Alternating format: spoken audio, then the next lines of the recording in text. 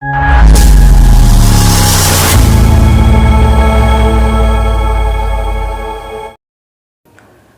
The lord, shalom. प्रभु आप सभी को आशीष दे। और आज का विषय है कि कई पासवान, कई पास्टर, कई प्रभु के सेवक लोग एक दूसरे में आपस में लड़ लेते हैं, झगड़ते हैं। कारण क्या होता है कि उनका विश्वासी इधर से निकल के उधर चले जाता है, उनका विश्वासी निकल के इधर को आ जाता है चर्च में, और इस तरह से आपसी मतभेद पास्टरों में हो जाता है। फिर पास्टरों में दोष लगता है एक दूसरे को कि वो पास्टर मेरी भेड़ों को चुरा के ले गया, या वो पास्टर कहता है कि वो मेरी भेड़ों को ले जाता है चुराई करके। इस तरह का हमने कई बार देखा लोगों के जीवन में, और इस तरह का आरोप एक पासवान के जीवन में एक पासवान ही लगाता है, और ये चीज़ें बहुत सी जगह पे आती है। तो ये वचन आज की सेवकाई में उन पासवानों के लिए है, उन पास्टरों के लिए है जिनके साथ ये हादसा हुआ है। इस बात को ध्यान देना है, यदि कोई प्रभु का दास किसी की भेड़ों को चुराता है या भेड़ों में बीच में सेवकाई करता है, तो कल उसकी भी भेड़ें ऐसे ही काम करेंगी, वो भी इधर उधर डरेंगी। मैं अपनी सेवकाई में कुछ अनुभव बता रहा हूँ, इसको हो सकता है ये आपके लिए एक आश्चर्य का कारण बने। यदि आप ऐसे लोगों को अपनी चर्च में जोड़ेंगे जिनका काम इस चर्च से होकर दूसरे चर्च में जाना, या दूसरे चर्च से तीसरे चर्च में जाना, ऐसे लोगों से आप सावधान रहें। ऐसे लोगों से पहले ही बात करनी चाहिए कि आपका पासवान कौन है, और यदि वो ऐसे विश्वासी आपके चर्च में आना चाहते हैं तो उनके पासवान से बात कीजिए, ताकि वो पता चले कि वो क्यों अपने पासवान को छोड़कर आ रहा है। इससे क्या होगा, पासवान के और आपसी मतभेद नहीं होंगे। दूसरा काम, विश्वासी इस बात को समझ जाएगा, अगर वो गलत होगा तो वो उधर नहीं जाएगा, फिर वो अपने पासवान के पास वापस लौटेगा। यदि उसके पासवान अनुमति देता, नहीं आप संभालें, आप चलाएं, तो बात अलग बनती है, क्योंकि आपसी पासवानों के अंदर मतभेद नहीं होगा। हो सकता है वो विश्वासी उनके द्वारा नहीं सीखना चाहता, परंतु आपके द्वारा सीख जाए, उन्नति पाए। दूसरा कारण, मैं अपनी सेवकाई में कई बार प्रभु के दासों के बीच में गया, उनकी कलीसिया में गया, चर्च में गया, प्रचार किया, तो बहुत से लोगों ने मेरा नंबर मांगा। तब मैंने अपना नंबर उन कलीसिया के लोगों को नहीं दिया। इस बात का ध्यान दें, पासवान लोग, जब आप कहीं सेवकाई में जाते हैं तो कभी भी कलीसिया के लोगों को अपना नंबर ना दें, क्योंकि इसी कारण जो पासवान ने आपको बुलाया है, और जब उसकी कलीसिया के लोग बार बार फोन करेंगे आपको, तो इस प्रकार से एक मतभेद आपका और उस पासवान का आ जाएगा। और वो पासवान फिर इस बात को सिंपली तौर पे बोलेगा कि मैंने बुलाया था अपनी कलीसिया में इस पासवान को, और ये पासवान ने मेरे लोगों को चुरा लिया है या मेरे लोगों को ले लिया है। इस बात का वो आरोप लगा सकते हैं, और इस तरह से क्या होगा, आपकी सेवकाई पे कलंक लगेगा।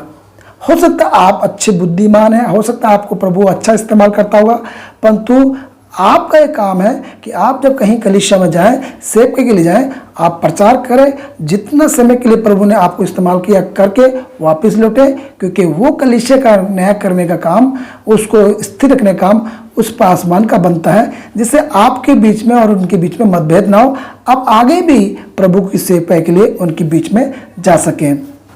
तीसरा काम, जब कई बार हमने देखा प्रभु के ऐसे लोग सेवकाई करते हैं, ये द्वार से नहीं आते, ये खिड़कियों से आते हैं। अगर कोई प्रभु का सही सेवक होगा तो वो द्वार से काम करेगा, खिड़कियों से नहीं। कई जगह पे मैंने इस बात को देखा है, कई प्रभु के दासों को बुलाया गया प्रचार के लिए, वो आए सेवकाई करे, और बाद में उन्होंने उसी पास्टर के कलीसिया के लोगों के नंबर ले लिए, बाद में उनको नंबर पे कॉल किया और उनको अलग बुलाकर एक नई कलीसिया स्थापित करी। तो ये एक प्रकार का धोखा है, एक प्रकार का छल और कपट है। ऐसा नहीं करना चाहिए। पौलुस अपने वचन में कहता है, पौलुस अपनी पत्री में कहता है कि मैंने किसी के रद्दे पे अपना रद्दा नहीं रखा है। अगर आप प्रभु की सेवकाई करने वाले भाई बहन हैं, आप नई आत्मा को जीते हैं, आपके द्वारा नए विश्वासी आए और वो आपके अपने हैं, आप किसी और के विश्वासी पर अपना रद्दा ना रखें। वहाँ पर और कोई अगुवा नियुक्त किया गया परमेश्वर के द्वारा, वो उनको बढ़ाएगा, और यदि आप भविष्य में उस कलीसिया के लिए इस्तेमाल होते हैं तो कोई बात नहीं, आप इस्तेमाल होकर वापस लौटें। परंतु आपका यह हक नहीं बनता कि आप अपना रद्दा रखकर आप वहां के अगुआ बने। No never. इसलिए पौलुस कहता है कि कोई हमारी सेवकाई पर कलंक ना लगा सके, तो सेवकाई को निष्कलंक रखना है। कोई ये आरोप आप पर ना लगाए कि आप भेड़ चोर करने वाले हैं। ध्यान दें, भेड़ें बहुत भोली होती हैं और वो किधर को भी जाए चल जाती हैं। परंतु ध्यान दें, अगर भेड़ों का रखवाला चरवा सही से चारा नहीं देता है और उनका सही से ख्याल नहीं रखता है और वो भेड़ों को मारता है, पीटता है और भेड़ों को कमज़ोर है और उनको दुर्बलता में रखने के बाद भी उनका मरम पट्टी नहीं लगाता है, तो ऐसे चरवाहा पर तो परमेश्वर भी घुड़कता है। तब परमेश्वर अपने मन के मुताबिक, अपने अनुकूल के मन के अनुकूल के अनुसार परमेश्वर अपनी प्रजा को, अपनी भेड़ों को चरवा देगा। तब आप नहीं कह सकते कि प्रभु तूने मुझे क्यों हटा दिया। यदि आप सही से सेवकाई नहीं कर रहे, आप सही से प्रभु काम नहीं कर रहे, आप अपने भाग नहीं दे रहे परमेश्वर के राज्य में, तो परमेश्वर किसी और को आपके स्थान पर ला देगा और वो परमेश्वर की भेड़ों की अच्छी रखवाली करेगा, अच्छे से चराएगा। तो वो एक अलग बात है। उसमें फिर कमी उस अगुवे की है जिसने अपनी भेड़ों का ध्यान नहीं दिया।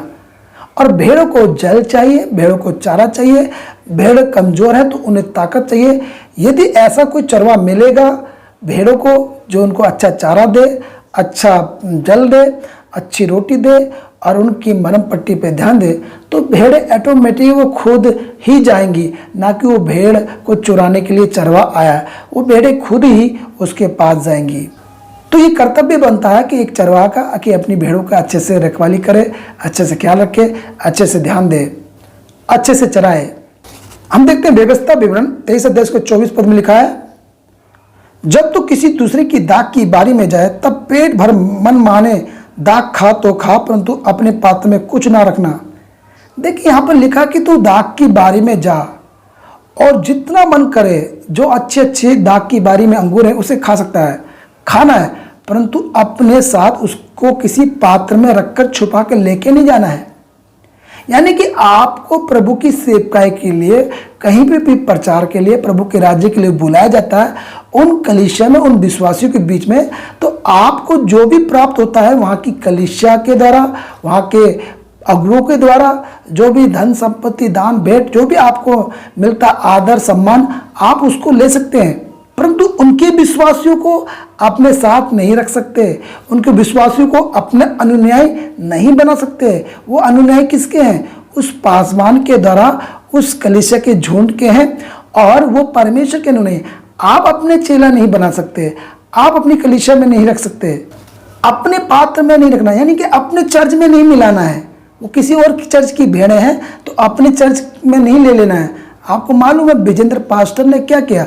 ये बहन जो थी जिसने आरोप लगाया, इस बहन दूसरे चर्च की थी और इनका क्या था, सारे लोग मेरे पास आओ, सारे कलीसिया के चर्च के लोग मेरे पास आओ, और अपने चर्च में बुलाकर क्या किया?